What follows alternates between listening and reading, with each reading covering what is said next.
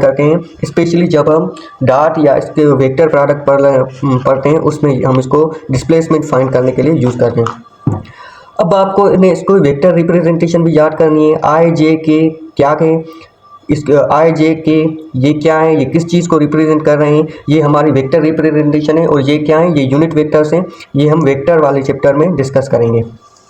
Distance और displacement के कुछ फार्मूले हैं जो हम सर्कुलर मोशन में यूज़ करते हैं, जो फुल सर्किल हो, हाफ सर्किल हो, क्वार्टर सर्किल हो, इसमें हम यूज़ करते हैं। तो ये भी ज़रूरी है। अगर ये नहीं करेंगे तो फिर भी आपकी जो डिस्प्लेसमेंट का टॉपिक है वो मैं मानता हूँ कि वो आपका अच्छे से कवर अप नहीं हो जाएगा। तो इस फार्मूले में जब हमारा फुल सर्किल हो, कोई भी बॉडी यहाँ से स्टार्ट हुई वो अपनी पूरा सर्किल कवर कर लेती है, तो हम फुल सर्किल कहते हैं। और उसमें डिस्टेंस का बॉडी का कवर क्या होगा, ये जो हम होता है इसको हम सरकमफेरेंस कहते हैं। और इसका सरकमफेरेंस का फार्मूला क्या होता है, 2πr होता है। और इसको हम क्या कहते हैं, डिस्टेंस मान लेते हैं पूरे सरकमफेरेंस ऑफ सर्किल को। और इसमें आर जो यूज़ होती है वो रेडियस होती है। अगर आपको बॉडी दी जाए, उसका रेडियस आर दिया जाए और आर को 10 सेंटीमीटर कहा जाए, अगर आपको कहा जाए कि वो बॉडी यहाँ से चली वापस यहीं आए, अब आप उसका डिस्टेंस मालूम करें, तो आप इस फार्मूले से यूज़ करके, ये आपका होमवर्क है, आर को 10 सेंटीमीटर मान के आप ये कर सकते हैं। और डिस्प्लेसमेंट इस केस में क्यू ज़ीरो होगी। क्यों ज़ीरो होगी, क्योंकि हमने मान लिया कि ये क्लोज पाथ है, इनिशियल और फाइनल सेम है, तो इस हिसाब से डिस्प्लेसमेंट हमारी क्या हो जाएगी, ज़ीरो हो जाएगी। और जो दूसरा केस है वो इम्पॉर्टेंट है। वो क्यों इंपॉर्टेंट है, वो है हाफ सर्किल वाला। हाफ सर्किल का क्या मतलब है, बॉडी यहाँ से स्टार्ट हुई, वो बॉडी कवर करके यहाँ आ गई।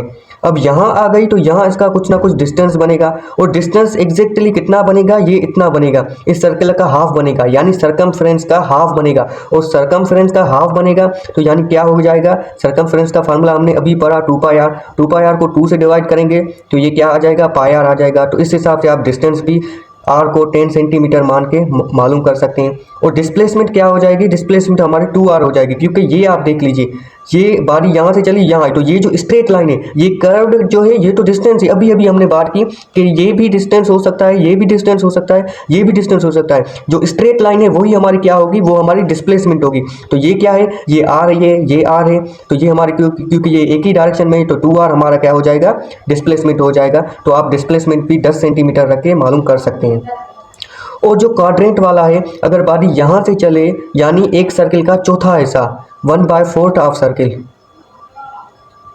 तो उसको हम क्या करेंगे, क्वाड्रेंट मोशन कहते हैं। अगर बॉडी यहाँ से यहाँ चली तो हम उसको कैसे फाइंड आउट करेंगे, अभी हमने किया कि ये जो मोशन है ये हाफ सर्किल का भी हाफ है, यानी πr का भी हाफ है। तो ये हमारा क्या हो जाएगा, ये हमारा डिस्टेंस हो जाएगा, यानी ये वाला πr/2 हो जाएगा। समझ में आ गई आपको।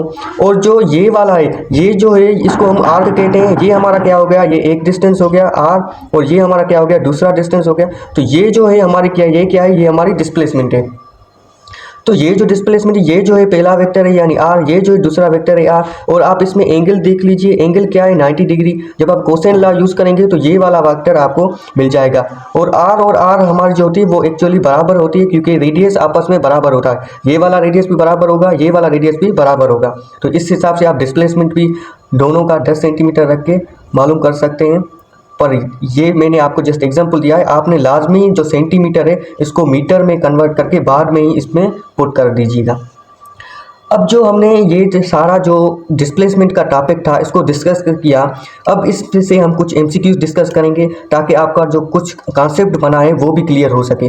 तो ये जो अब हमने आपको होमवर्क दिया सर्कुलर मोशन के हिसाब से वो भी आप कर लेना। और जो ये जो मैं कुछ 2-3 MCQs है ये भी आपको कर लेने हैं, क्योंकि यही आपकी जो असल मकसद है ये वो MCQs ही हल करना है। तो ये आपको MCQs लाजमन तौर पर हल करने हैं। तो एक MCQ से the physical quantity which represent the motion of an object, कौन सी फिजिकल क्वांटिटी है जो मोशन ऑफ एन ऑब्जेक्ट को रिप्रेजेंट करती है। तो उसमें कौन सी आ जाती है, पहली वेलोसिटी है, फिर एक्सेलरेशन है, फिर स्पीड है, फिर डिस्प्लेसमेंट है।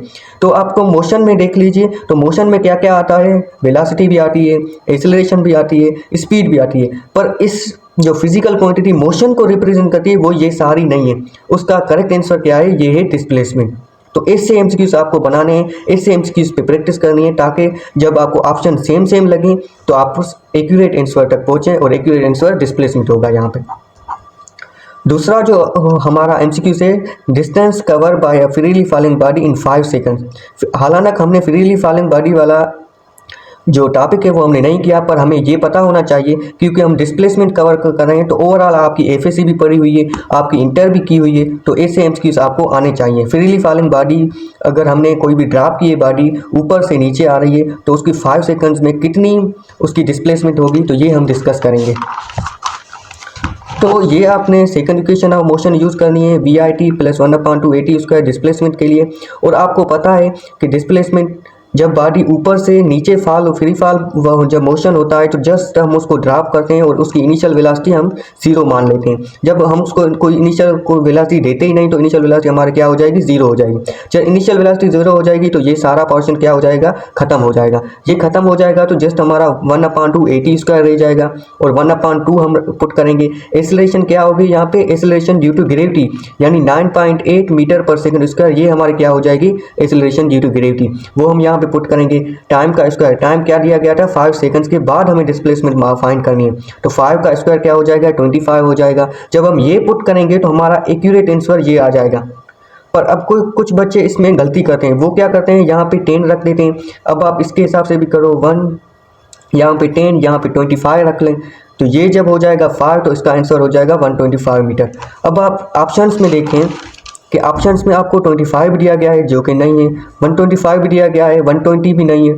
अब दो ही ऑप्शन सेम है। जब आपको ऐसे ऑप्शन दिए जाएं तो आपको एक्यूरेट जाना होगा, ना कि आपको जस्ट सर्टेनिटी लेनी है कि हमें बस यही 9.8 नहीं 10 लेना है। तो आपने ऑप्शंस को लाजमी ध्यान में रखने, फिर आपको इसको टिक करना है। अगर ये नहीं होता ऑप्शन तो फिर हम इसको टिक करते, पर ये ऑप्शन अगर ये मोर एक्यूरेट है, ये दिया गया है, तो हम इसको गलत करेंगे, मोर एक्यूरेट। तो ऐसे ही आपको डिस्प्लेसमेंट के हवाले से मैं आपको होमवर्क देता हूं कि डिस्प्लेसमेंट के ऊपर आपने 25 MCQs ऐसे करने हैं जो आपको कॉन्सेप्ट बिल्कुल बिल्डअप करें, जिसको हर एग्ज़ाम के, क्योंकि अब आप एंट्री और एमडीकेट के स्टूडेंट हैं तो आपने हर किस्म से अपने आप को तैयार करना है, हर किस्म से अपने आप को प्रिपेयर करना है। जहाँ भी आपको फिजिक्स में डिस्प्लेसमेंट का टॉपिक दिया गया है उसको कवर अप करना है, क्योंकि एक ही बार डिस्प्लेसमेंट का टॉपिक दिया जाता है। हो सकता है मुझसे कोई बहुत सी चीज़ें मिस हो गई हों, पर आपने उसको कवर अप करना है। 25 MCQs आपकी लाजमी जस्ट डिस्प्लेसमेंट के टॉपिक के ऊपर प्रैक्टिस करनी है।